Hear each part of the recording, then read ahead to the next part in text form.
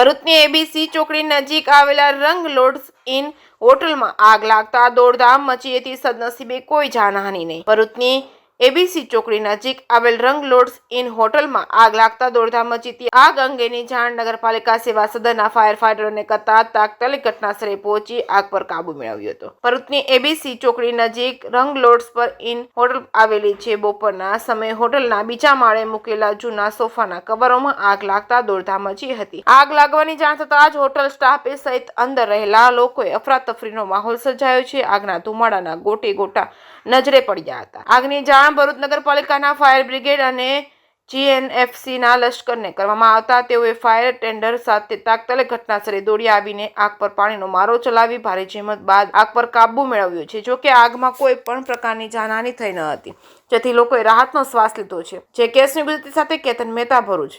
મારું નામ શૈલેષ સાસિયા છે. ભરૂચ નગરપાલિકાના ફાયર ડિપાર્ટમેન્ટમાં ફાયરમેન તરીકે ફરજ બજાવું છું. આજ રોજ 2 વાગ્યાની આસપાસ અમને કોલ મળેલો કે નંદીલાવ બ્રિજ પાસે આવેલ રંગીન હોટલમાં એક ફાયર થયું છે. અમે તાત્કાલિક ઘટના સ્થળે પહોંચ્યા, ત્યાં આગને કંટ્રોલમાં લઈ લીધેલ છે. એમાં કોઈ જાનહાનિ થયેલ નથી.